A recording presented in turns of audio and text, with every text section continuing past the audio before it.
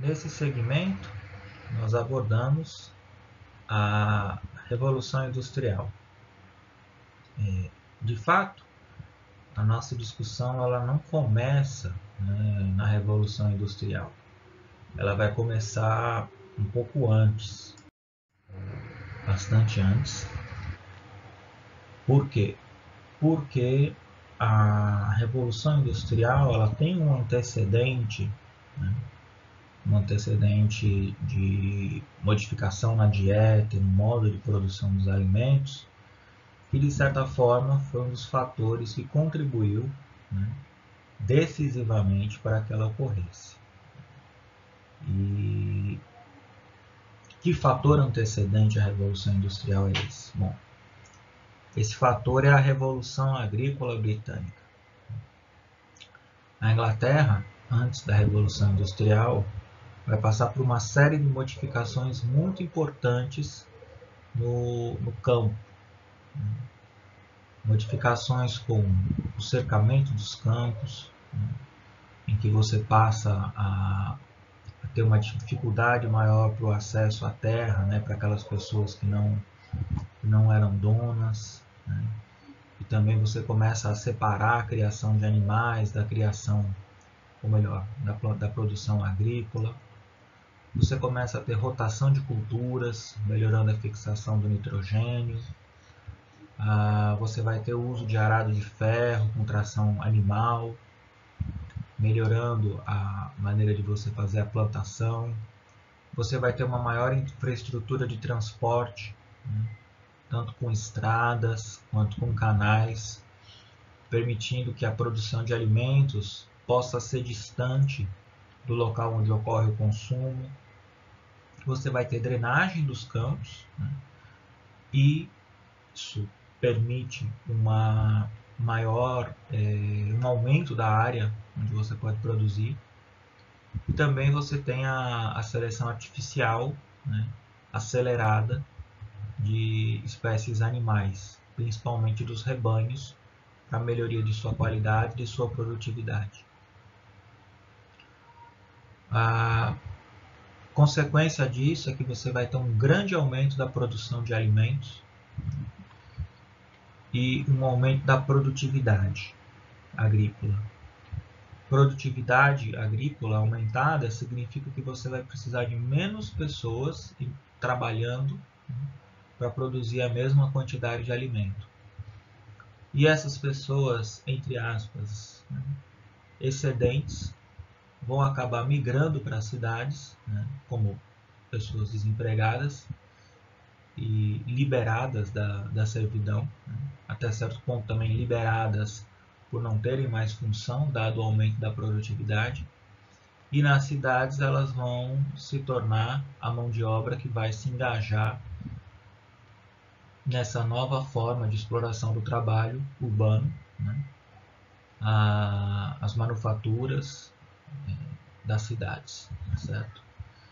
Então, esse processo de migração e urbanização que acelera, né, e é um dos motores da Revolução Industrial, ele só é possível por conta desse antecedente, né, a Revolução Agrícola.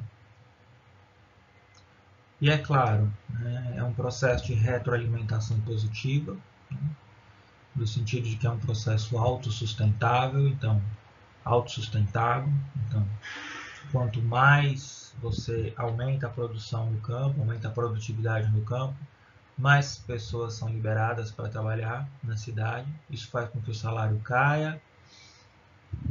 Isso incentiva também que essa mão de obra seja explorada de outras formas. Surgem novas tecnologias, novas fontes de energia, que também permitem explorar o trabalho de novas formas. Há um aumento da produtividade também no trabalho urbano, né? E esse aumento geral da produtividade vai possibilitar, né, tanto no campo quanto na cidade, vai possibilitar agora também um aumento geral da população, né? Um grande temor que se tinha à época da Revolução Industrial era o temor de que a população cresceria num ritmo mais acelerado do que os alimentos, né? Ou a produção, ou melhor, a reprodução humana seria superior à produção alimentar, né? Essa hipótese, né, formulada inicialmente por Malthus e depois dita hipótese malthusiana, diria que a reprodução humana segue um padrão exponencial, enquanto o aumento da produção de alimentos é apenas linear. Contudo, dadas as modificações tecnológicas, a gente vai observar que esse descompasso entre produção de alimentos e reprodução humana não foi como se havia pensado, né? Esse gráfico ele tenta trazer um resumo do crescimento populacional desde o humano, né? Desde a Revolução Neolítica, né? Então mais ou menos 10 mil anos antes de Cristo.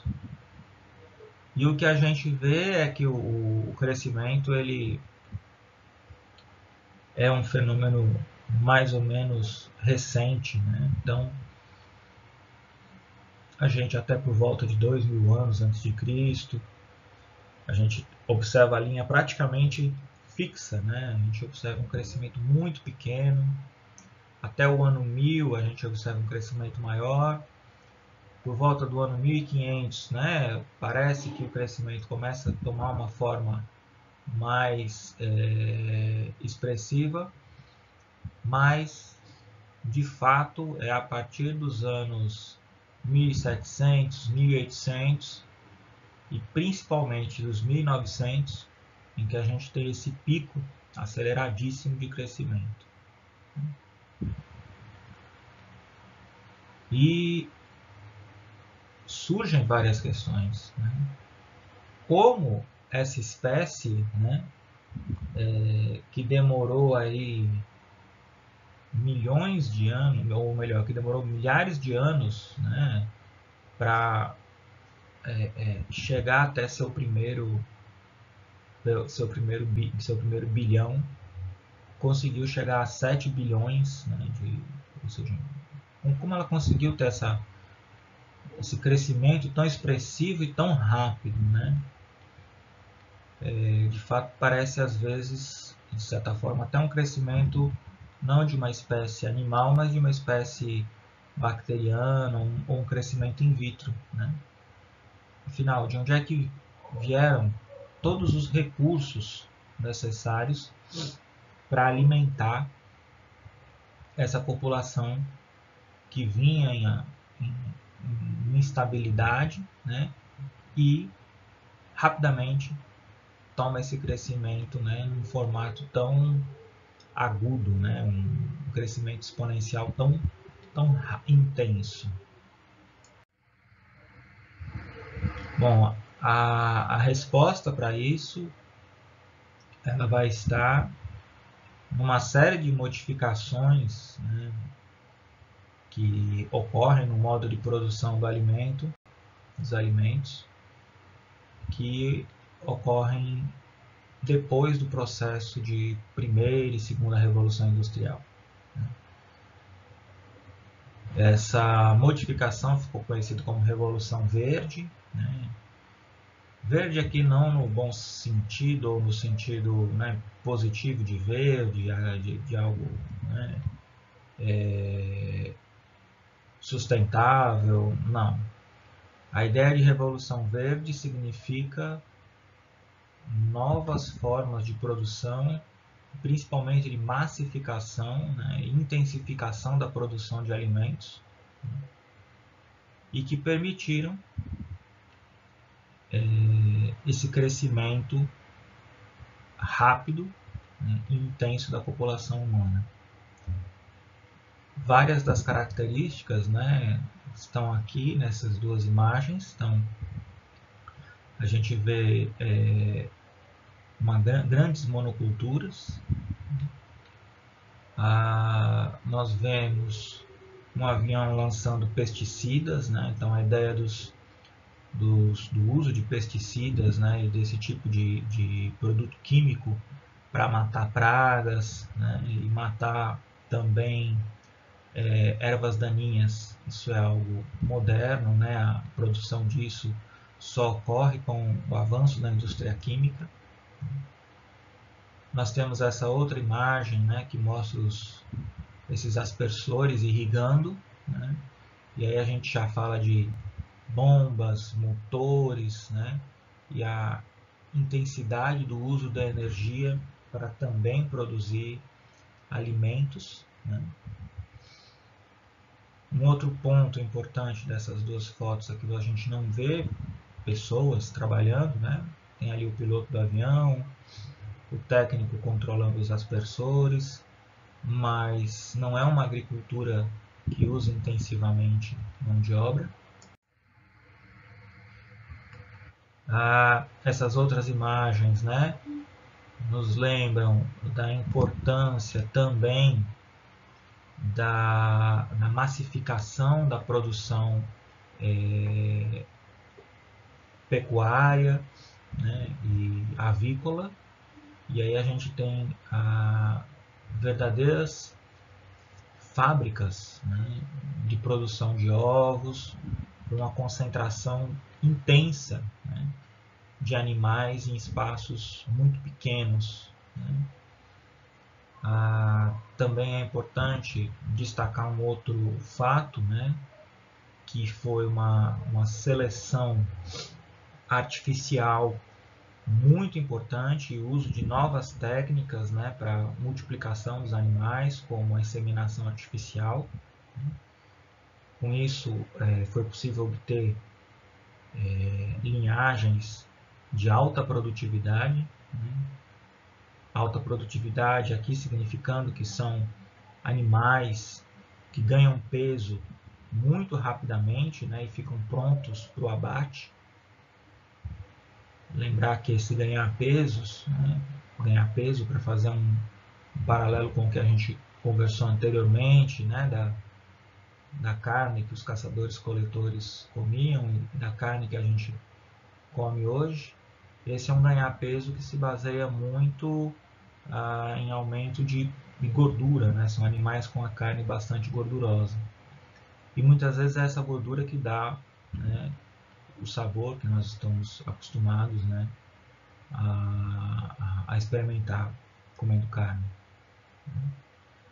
Também é importante observar que esses animais muitas vezes comem produtos também da monocultura, né, como soja, milho e outras rações.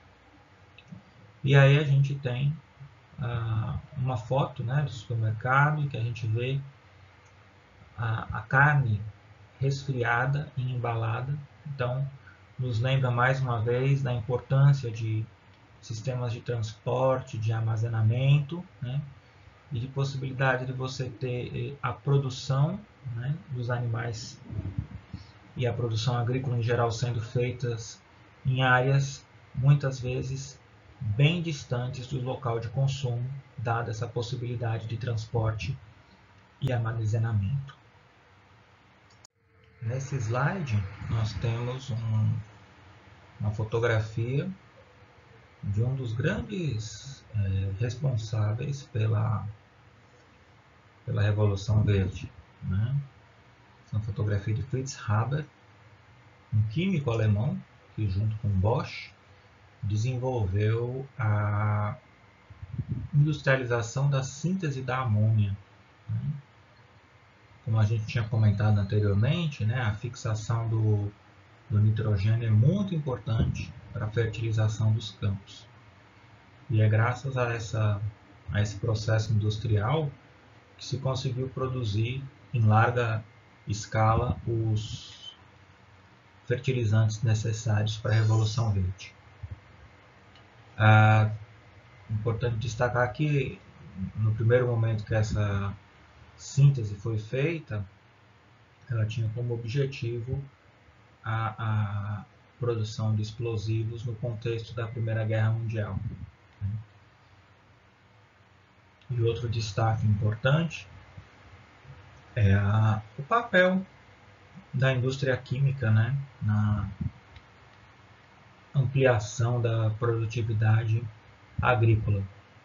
Claro que com uma série de efeitos colaterais muito grandes, né, para o ambiente e também para nós que ingerimos esses alimentos, o que nos leva até a questionar um pouco esse nome, né, Revolução Verde, que a gente tem essa foto dessa gôndola de conjunto de gôndolas de supermercado, né, e a gente vai vendo esse modo diferente como os alimentos são dispostos e essas grandes modificações que resultaram da industrialização da produção dos alimentos.